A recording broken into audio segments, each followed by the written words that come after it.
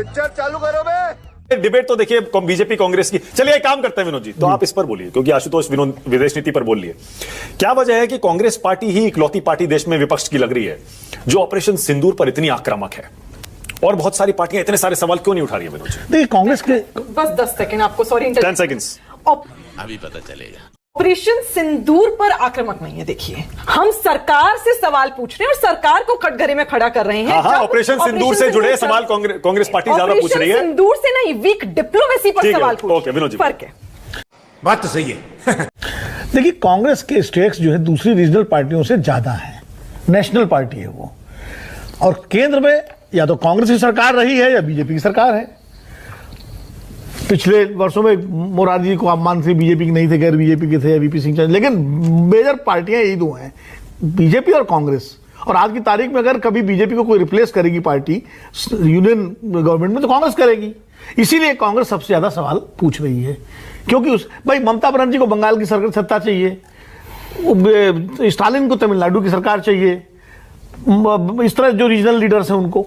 तो कांग्रेस ही एक ऐसी है जो नेशनल लेवल पे ऑल्टरनेटिव है बीजेपी का, तो जाहिर है वही सवाल सबसे ज्यादा पूछेगी, और विपक्ष की सबसे बड़ी पार्टी है, 7 करोड़ लीडर ऑफ अपोजिशन उसी पार्टी से है, तो ये तो सीधी सी बात है।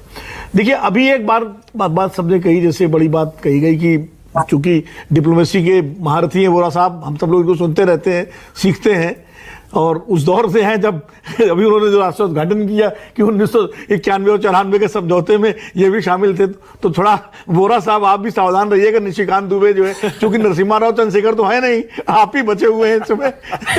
तो खैर मैं लाइटर नोट में कह रहा हूँ, तो मैं कह रहा था कि देखिए ये बात सही है कि जब दो देशों के बीच युद्ध होता है तो आमतौर पर खुल करके कोई देश किसी एक देश के पक्ष में नहीं होता है, अनलेस कि वो किसी मिलिट्री अलायंस का हिस्सा ना हो, जैसे नेटो है। अब नेटो कंट्रीज यूक्रेन के साथ खड़े हुए हैं रूस की लड़ाई में, या इजराइल के साथ अमेरिका खुल के खड़ा हुआ है, लेकिन यहां भी तो हुआ ना कि उनके साथ 3 देश खड़े हो गए, अजरबैजान, तुर्की और चाइना, ओपनली। हमारे साथ नेपाल तक नहीं खड़ा हुआ। तुम्हें शर्म है? कुछ शर्म आया है? तुम चुल्लू भर पानी में जाके डूब के मर जाओ। तो ये प्रश्न तो उठेगा, मतलब कि कम से कम, चलिए मैं कह रहा हूं कि इजराइल खड़ा हुआ था, इजराइल की तो अपने कारण है। इजराइल खड़ा होता तो बैगेज भी आता है ना, जब इजराइल खड़ा होगा तो फिर जो पूरा गल्फ है वो आपसे अलग हो जाएगा, ये भी तो समस्या है।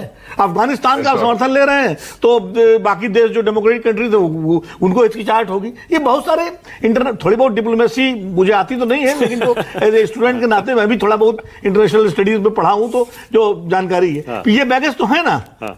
मतलब अंतर्राष्ट्रीय कूटनीति में तो ये कहीं ना कहीं, देखिए अभी बड़ा अच्छा जिक्र किया 71 का कि 9 अगस्त 1971 को इंदिरा गांधी ने की सरकार ने सोवियत संघ से फ्रेंडशिप ट्रीटी की थी ना। उस फ्रेंडशिप ट्रीटी की वजह से ही 1971 की लड़ाई में सोवियत संघ ने अपनी न्यूक्लियर सबमरीन भेजी अमेरिकन 7th फ्लीट के खिलाफ। तो वो थी डिप्लोमेसी कि पहले से अपने आप को सुरक्षित कर लिया, आपने एक बड़े अलायंस का हिस्सा बने, इनडायरेक्टली बने। अरे बाप रे, ये तो धोती खोल रहा है। और आपने अपने को जो है कर लिया। वो चूंकि उन्हें मालूम था कि हमको देर सवेर पाकिस्तान से लड़ना पड़ेगा ही बांग्लादेश के मुद्दे को लेकर के, और दिसंबर में लड़ाई होती है। तो इस तरह की घेरेबंदी क्या हमको नहीं करनी चाहिए थी किसी तरह की?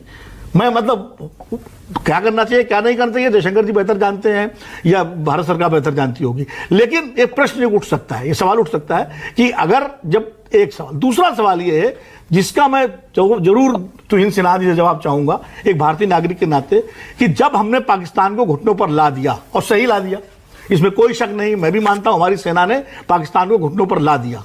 भले पाकिस्तानी जश्न मनाए, जनरल मुनीर को फील्ड मार्शल बना दे, कुछ भी बना दे, लेकिन सच्चाई ये है कि पाकिस्तान को हमने घुटनों पर ला दिया, पाकिस्तान को हमने जितना उसका कमर तोड़ी वो आके।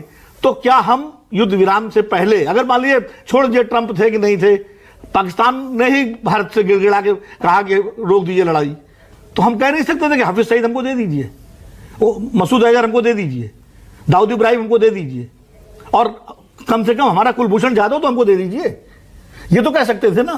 तो ये क्यों नहीं कहा आज पियो? तो ये प्रश्न तो उठेंगे ना। ओके। और ये प्रश्न आज नहीं पूछे जाएंगे तो 20 साल बाद तो नहीं पूछे जाएंगे ना। हाँ। ये जो आपने कहा। ओके। तो